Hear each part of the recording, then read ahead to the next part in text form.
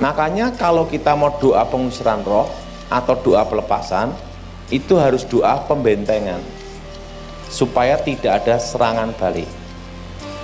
Doanya ikuti semua. Darah Yesus, sucikan tubuh jiwa rohku. Darah Yesus, bentengi aku. Darah Yesus, sucikan tubuh jiwa rohku. Darah Yesus, bentengi hidupku. Jelas?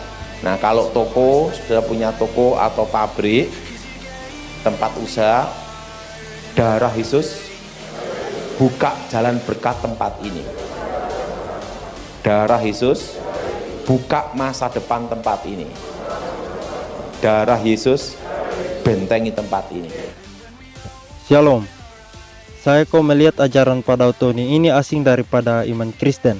Yang pertama, kalau mau doa pengusiran roh atau doa pelepasan itu harus doa pembentengan supaya tidak ada serangan balik katanya. Nah, kalau Anda memang orang percaya, untuk apa doa pembentengan segala macam itu? Lalu doanya pakai darah Yesus. Sementara darah Yesus tertumpah di kayu salib itu tujuannya untuk apa sebenarnya ya? Apakah untuk membentengi manusia dari serangan roh jahat? Kalau hanya untuk membentengi seseorang dari kuasa roh jahat, tidak perlu darah Yesus tertumpah di atas kayu salib. Tuhan bisa melindungi manusia dari serangan roh jahat tanpa perlu ada pengorbanan di kayu salib. Kemudian, nah kalau toko, sudah punya toko atau pabrik, tempat usaha, darah Yesus buka jalan berkat tempat ini. Darah Yesus buka masa depan tempat ini. Darah Yesus bentengi tempat ini. nah ini sudah sesat ini.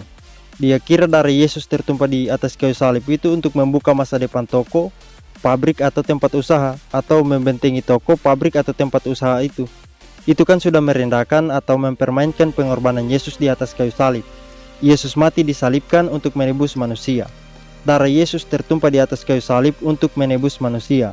Dosa-dosa kita orang percaya diperhitungkan kepada Kristus, sehingga Kristus menanggung penghukuman bagi kita yang percaya akibat dosa-dosa kita, dan ketaatan Kristus diperhitungkan kepada kita sehingga kita menanggung hidup karena ketaatan Kristus.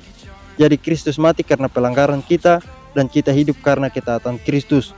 Oleh karena itu juga Kristus mati bagi kita dan kita hidup bagi Kristus.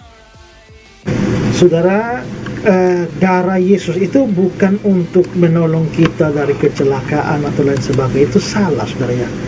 Darah Yesus itu sebenarnya untuk menebus dosa kita atau menyucikan kita. Bahkan sebenarnya ada lagu rohani juga yang salah ya. Oleh kuasa darahmu kau telah tebus dosaku. Itu betul.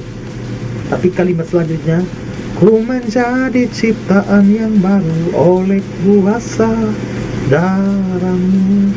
Ku menjadi ciptaan yang baru oleh kuasa darahmu. Itu salah, saudara ya. Mengapa? Karena kita menjadi ciptaan baru ini bukan pekerjaan darah Yesus, bukan. Darah Yesus berkaitan dengan penebusan dosa kita, penyucian kita, tapi tidak berkaitan dengan kita menjadi ciptaan baru. Kita menjadi ciptaan baru itu adalah pekerjaan dari Roh Kudus, bukan pekerjaan dari darah Yesus. Nah, karena itu juga maka orang untuk supaya dia terlindung dari celaka, kalau diberi darah Yesus, nah itu menjadi sesuatu yang tidak cocok. Nah, lagi pula saya pernah tahu ada orang mengucapkan darah Yesus itu sebagai sesuatu yang lata. Setiap saat bisa darah Yesus. Ya, ada orang yang saya pernah duduk dengan teman-teman, lalu dia duduk bercerita, tiba-tiba ada piring jatuh, langsung dibilang darah Yesus.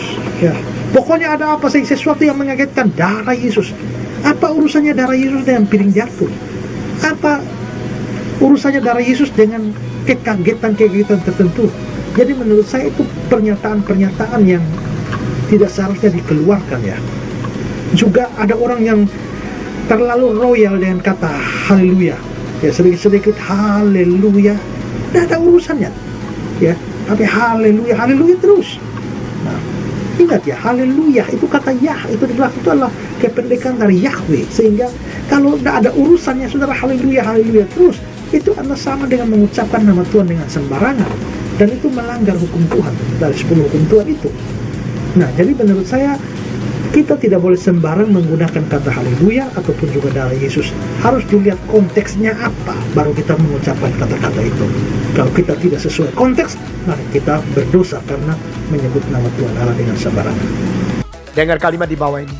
Banyak pengajar dari setan yang pakai nama Yesus untuk menipu kamu orang.